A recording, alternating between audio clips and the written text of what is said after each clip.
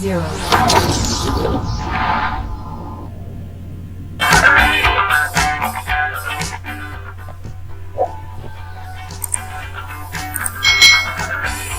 Ketemu lagi dengan Teacher Samsir. Hari ini kita akan bersama-sama belajar pendidikan agama Kristen dan mengerti Tuhan penjaga kedua.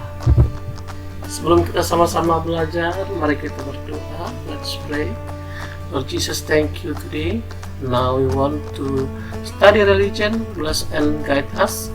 In the name of Jesus Christ we pray. Amen. Pembelajaran 9, hidup damai dengan sesama.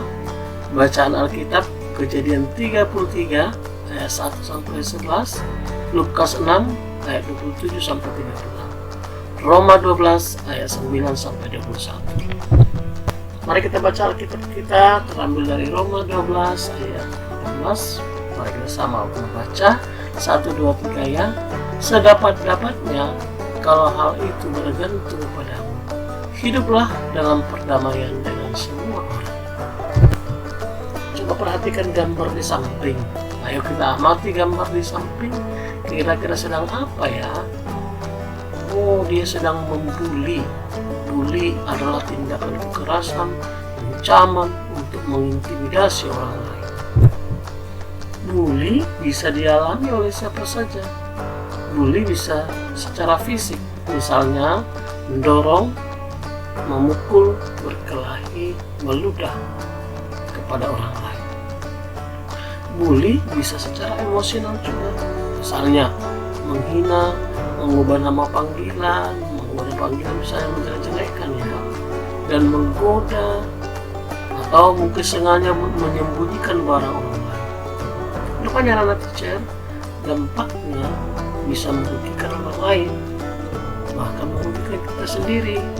Jadi orang yang melakukan bully berarti tidak ada damai dan rukun dengan sesama. Bully membuat hubungan dengan orang lain rusak.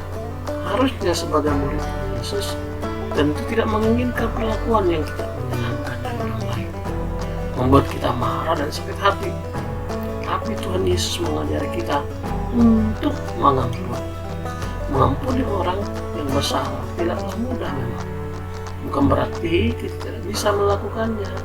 Mari kita belajar dari kisah Esau dan Yakub dari Kejadian 33 ayat 1 sampai 11, di mana Esau dan Yakub dan Esau mengampuni atau memaafkan Yakub walaupun banyak kesalahan yang dilakukan.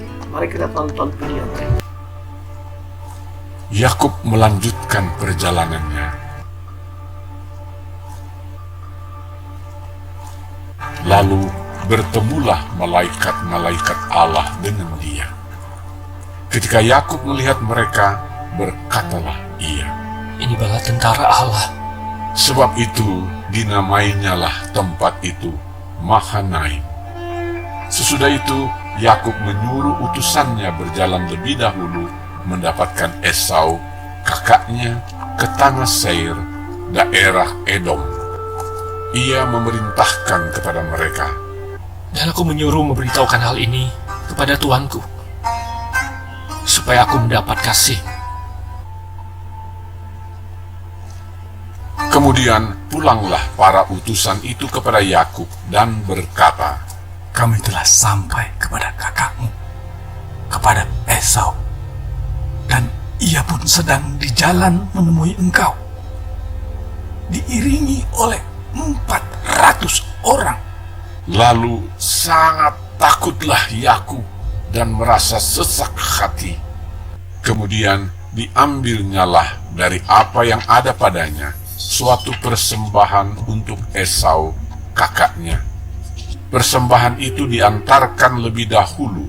Inilah persembahan yang dikirim kepada tuanku Esau, dan Yakub sendiri pun ada di belakang kamar.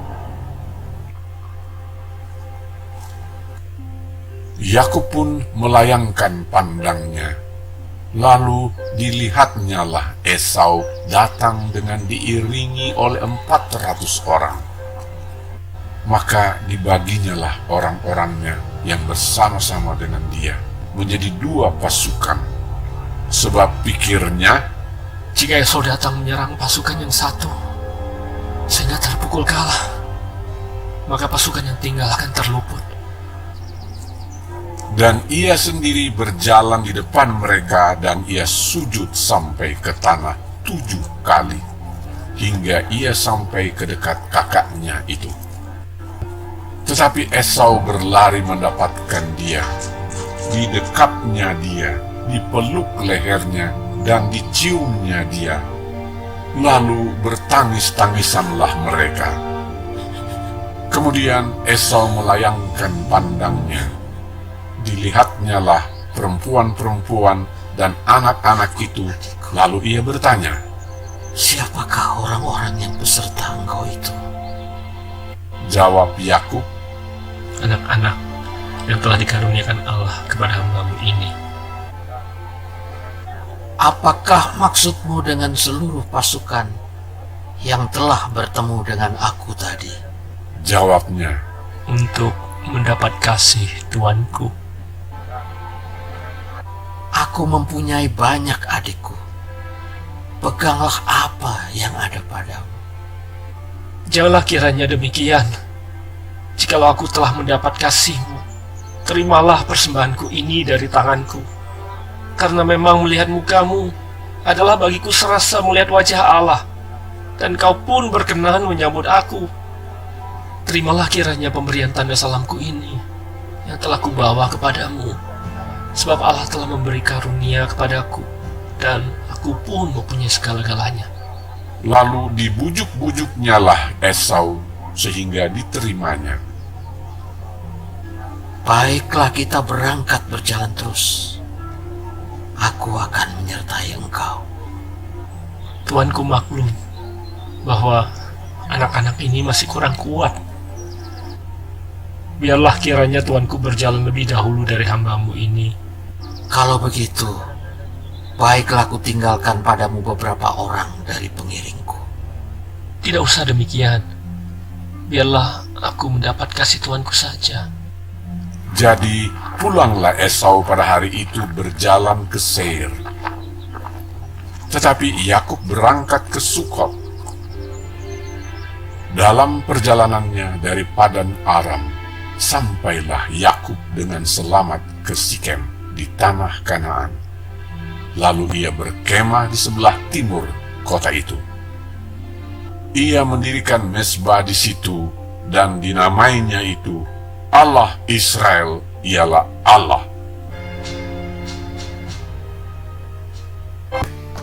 Kita sudah menonton kisah Esau dan Yakub. Kita sebagai anak Tuhan, mari kita belajar dari Yakub dan Esau. Mereka tidak dendam tetapi saling mengampuni dengan memeluk dan mencium Esau. Dan Tuhan Yesus juga mengajarkan kepada kita untuk mengasihi musuh kita. Kita bisa baca nanti dalam Lukas 6 ayat 27-36. Dan Rasul Paulus juga mengajarkan kepada kita untuk hidup dalam kasih. Roma 12 ayat 9-20. Kesimpulan dari pembelajaran kita hari ini, salah satu cara untuk menciptakan kehidupan yang rukun adalah mau hidup damai dengan semua orang. Hidup damai dapat terwujud dalam kehidupan sehari-hari, yaitu jika kita mau mengampuni orang yang bersalah. Itu adalah ajaran Tuhan Yesus yang perlu kita taati. Demikianlah pembelajaran kita hari ini. Semoga bermanfaat untuk kita. Biarlah kita menjadi anak yang hidup damai di tengah-tengah keluarga dan juga di tengah-tengah masyarakat. Hari ini kita tidak ada tugas, hanya menonton saja. Terima kasih untuk menonton bersama-sama dengan teacher. Kita akan close dengan berdoa bersama-sama. Let's pray. Lord Jesus, thank you for learning today. Now we want to close our subject religion. Bless and guide us. In the name of Jesus Christ we pray. Amen.